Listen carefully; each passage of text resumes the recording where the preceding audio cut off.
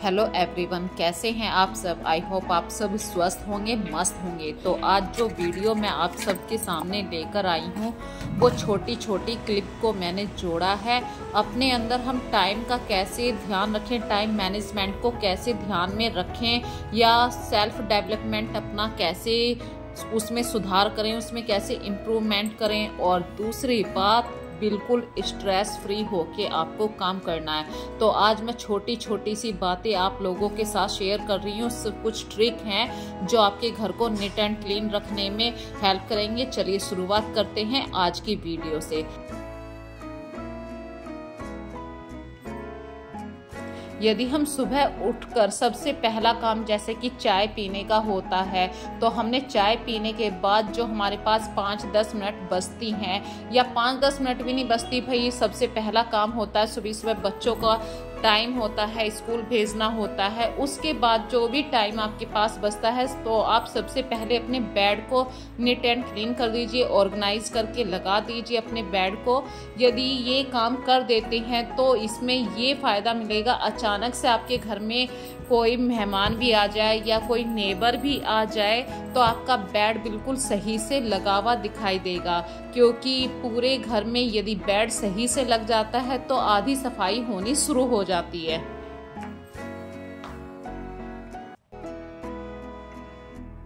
और हम लेडीज़ के बाल थोड़े से लंबे होते हैं, और जब भी हम बाल भाते हैं भाई, बाल तो इधर उधर फर्श पे गिरते ही हैं।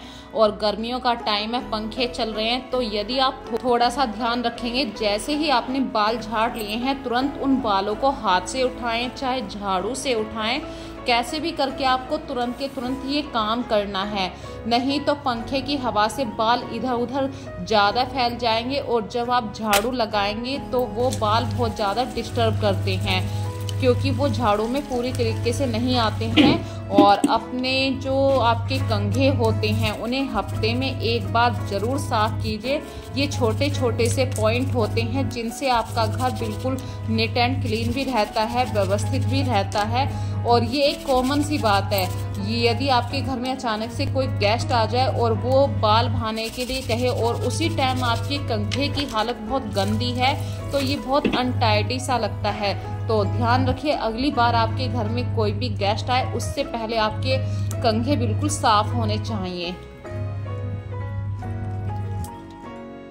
अगली बात आपके साथ शेयर कर रही हूँ भाई, डेली हमारे कुछ काम बंधे हुए होते हैं, जैसे कि बच्चों की ड्रेस प्रेस करके रखनी है, हस्बैंड के कपड़े प्रेस करके रखने हैं। एक टाइम को आप अपने लिए आलकस कर जाते हैं कि कौन प्रेस करेगा। यदि आप इन कामों को टाइम टू टाइम ना करके पूरे दिन में 24 घंटे में आपको कभी भी फुर्सत मिलती है, आप उसी समय यदि करके रख लेते हैं तो आपका जो सुबह ही सुबह भागम भाग होती है, उस भागम भाग से आप बच जाते हैं। और टाइम मैनेजमेंट का यहाँ पे मतलब ये बिल्कुल नहीं है कि आप छोटे से छोटे कामों को भी लिस्ट में लिख कर रखेंगे।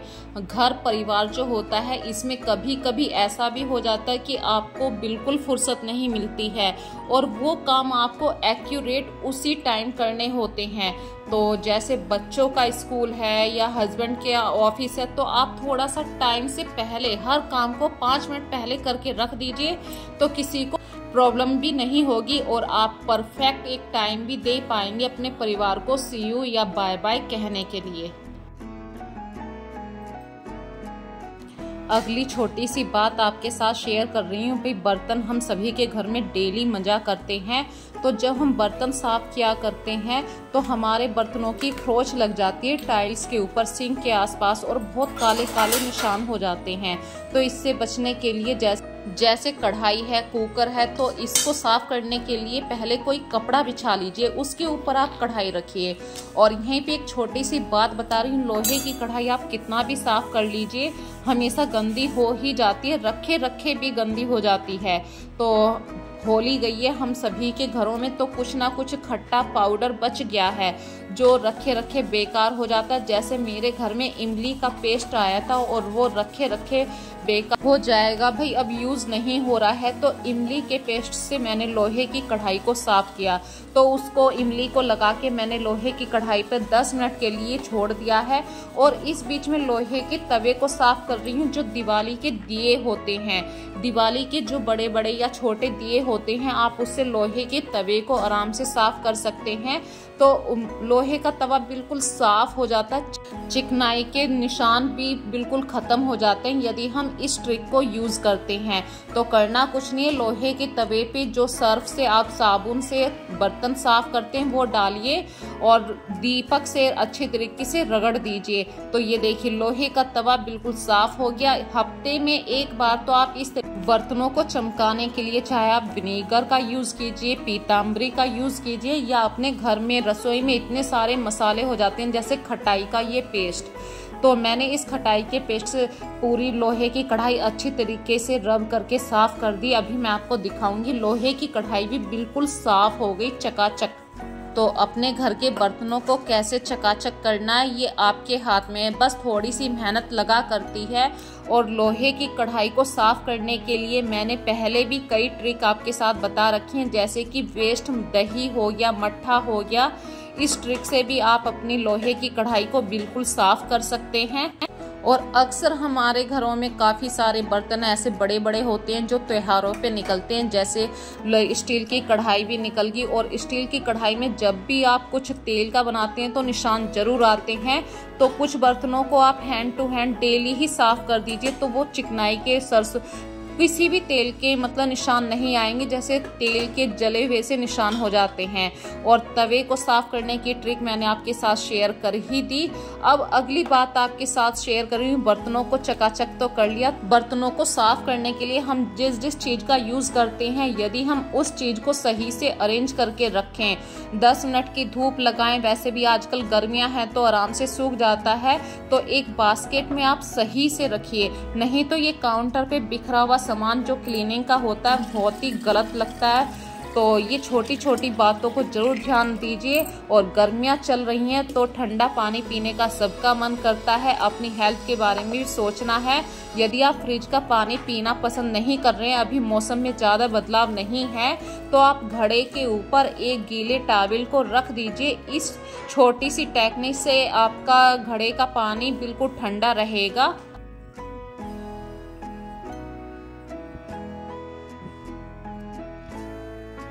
और तांबे के बर्तन में, वो भी बिल्कुल चकाचक बर्तन है, घड़े का पानी पिएं तो हमारी हेल्थ क्यों नहीं अच्छी बनेगी। नवरात्रि चल रहे हैं तो नवरात्रों में पानी खूब पीजिए। फ्रेंड्स, अगली बात आपके साथ शेयर कर रही हूँ। कुछ बातों को यदि आपके माइंड से स्लिप हो जाती हैं तो उन्हें लिख लेना चाहिए। जैसे वीडियो बनाते हुए बहुत सारी बातें ऐसी हो जाती हैं, कुछ पॉइंट लिख लेने चाहिए। मैं तो अक्सर भूल जाती हूँ।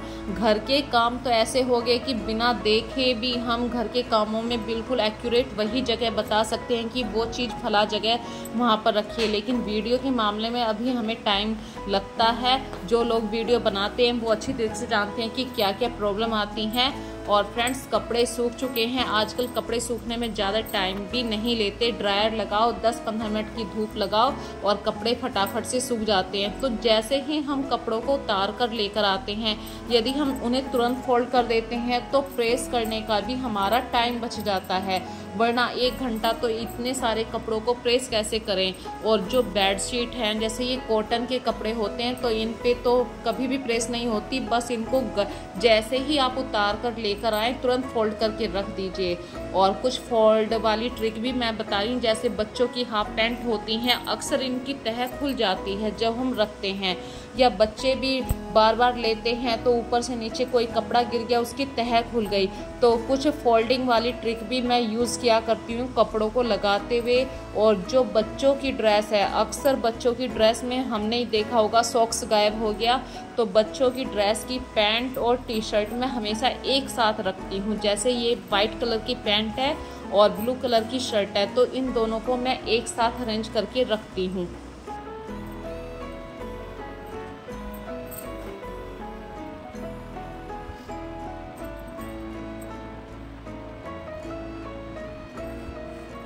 और यहाँ पे मैं आपसे एक और बात कहना चाहती हूँ, हमेशा आपको अपडेट रहना चाहिए।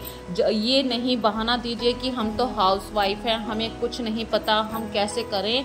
आज के टाइम में हाउसवाइफ नहीं, आप एक हाउस मेकर हैं, पूरे घर को आप चलाते हैं। पहले वाले टाइम में जो हाउसवाइफ होती थी साड़ी में लिपटी हुई, वो सब चीज़ चली गई हैं। आज की लेडीज़ बिल्कुल डिफरेंट तरीके से काम करती है। पूरे घर को किस तरीके से चलाना है परफेक्ट तरीके से हम जानती हैं। चाहे आपको सीखने के लिए फ़ोन का सहारा लेना हो, आजकल तो देखिए फ़ोन पे हर चीज़ अवेलेबल है।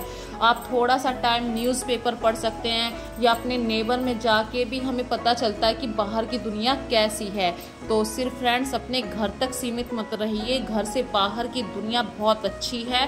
थोड़ी देखिए, खुशी और गम दोनों की बराबर वैल्यू होती है। ज़्यादा खुशी भी बर्दाश्त नहीं होती और ज़्यादा गम भी बर्दाश्त नहीं होता। तो हर चीज़ का एक बैलेंस होना बहुत ज़रूरी है।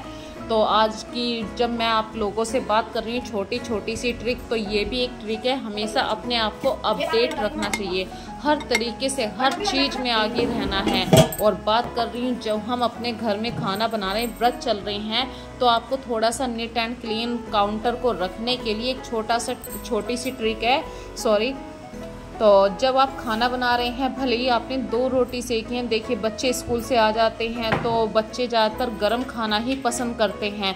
तो जैसे ही आपने 2 रोटी सेकी हो या 4 रोटी सेकी हैं, तुरंत के तुरंत आप काउंटर को साफ़ करके निकलिए। क्योंकि जैसे ही आप काउंटर को साफ़ करेंगे, जो थोड़ा सा भी आटा फैल जाता है तो उससे आपकी रसोई फिर से ऐसी लगती है कि जैसे कि कितनी गंदी है।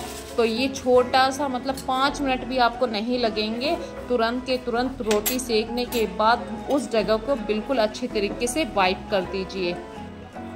और ये बहाना मत बिल्कुल दीजिए कि हमें तो टाइम ही नहीं मिलता है, इतने सारे काम होते हैं हमारे घर में। लेकिन यदि हम उन कामों को स्पीडली करें, थोड़ा सा टाइम के अकॉर्डिंग करें, तो हम अपने पूरे 24 घंटे में से भाई रात तो निकल गई हमारी सोने में और दिन निकल गया काम करने में, तो हमने अपने लिए कब टाइम निकाला। स्पीडली थोड़ा सा काम कीजिए, 10-15 मिनट जो आपके पास मिलती हैं उसमें आप अपने आप को रिलैक्स ज़रूर कीजिए। भले ही वो टाइम आपका चाय पीते हुए हो या आपस में एक दूसरे के साथ बात करने के वक्त में हो, क्योंकि यदि आप अपने आप को बिल्कुल भी टाइम नहीं देंगे तो ये घर के काम आपको बोरिंग फील होने लगेंगे। घर के कामों को जब आप करें तो बिल्कुल एंजॉय के साथ अपना मन लगा के कीजिए, तो आपका ऑटोमेटिक वो स्पीड आ जाती है। और जब बात चल रही है किचन को ऑर्गेनाइज करके रखने की, तो मेरे घर में देखिए मैं कुछ डिब्बों को फेंकती नहीं हूँ, भले ही वो छोटे छोटे जैम के डिब्बे ही क्यों ना हो, तो इनको साफ़ करके मैं अक्सर रख लेती हूँ। बहुत छोटे छोटे मतलब थोड़ी मात्रा में क्वांटिटी में, जैसे कि मेथी दाना हो गया, अजवाइन हो गया, इनकी ज़्यादा ज़रूरत नहीं होती है घर में। तो ये छोटे छोटे जैसे कि हमारे कॉफ़ी के डिब्बे हो गए, खाली करके जब हमने साफ़ कर लिए तो मैं इनको फिल करके रख लेती हूँ। और जब मेरे पास पूरे डिब्बों का सेट हो जाता है इकट्ठा, तो मैं जब उसमें फिल कर देती हूँ। ये भी एक अपनी किचन को सही तरीके से मैनेजमेंट करना ही है। एकदम से आप बर्डन डालेंगे कि मुझे आज ही बहुत सारे कंटेनर चाहिए, तो आपका बजट हिल जाता है। और छोटी सी और बात बता रही हूँ फ्रेंड्स, देखिए चाय सभी पीते हैं, लेकिन अक्सर हमारे जो कांच के बर्तन होते हैं, कभी उनका 6 पीस का सेट होता है और वो 6 पीस का सेट धीरे धीरे कभी टूट गया, कभी इधर उधर चला गया, तो सिर्फ लास्ट में एक ही पीस बचा करता है। तो उस एक पीस को आप संभाल के ना रखिए, उस एक पीस को आप रेगुलर बर्तनों में शामिल कर लीजिए। जो आपकी क्रॉकरी है वहाँ पे ना रखिए। जैसे कि मेरे पास मैंने अभी कई सारे बर्तन कांच के एक पीस में ही बचे हुए हैं, भाई टूट जाते हैं, कांच के बर्तन हैं, तो मैंने उनको अपने रेगुलर बर्तनों में शामिल कर लिया है। तो छोटी छोटी सी बातों से भी हम अपने घर को ऑर्गेनाइज करके रख सकते हैं। और अभी छोटी सी और बात बता रही हूँ, नवरात्रे चल रहे हैं सभी के घरों में, तो जो हमारी पूजा करने के बाद जो चंदन राख होती है जिस पे हम जोत उठाते हैं, उसको आप इधर उधर ना फेंक के भाई पानी में नदी में बहाते हैं, अगर वहाँ पे ना बहा सकते हो तो किसी पौधे की जड़ में डाल दीजिए और ऊपर से पानी डाल दीजिए, मिट्टी डाल दीजिए, तो आपकी वो जो राख है वो खाद का भी काम करेगी। और फ्रेंड्स, आज मैंने आप लोगों के साथ छोटी छोटी सी ट्रिक शेयर करी है। जैसे कि अक्सर हम पिलो तो वॉश कर लेते हैं, जो पिलो के कवर होते हैं, कुशन होते हैं, उनके कवर भी वॉश कर लेते हैं, लेकिन कुशन को कभी भी वॉश नहीं कर पाते हैं। तो कुशन भी इजीली घर पे वॉश हो जाते हैं। ड्रायर में लगाइए, और आजकल तो चटक धूप निकलती है, खूब आराम से जल्दी सूख जाते हैं। यदि आज की वीडियो में आपको फ्रेंड्स कोई भी बात अच्छी लग रही है तो मुझे कमेंट करके ज़रूर बताना। तो फ्रेंड्स, खुश रहिए। जितना आप खुश रहेंगे उतना माता रानी का आप सब पे आशीर्वाद रहेगा।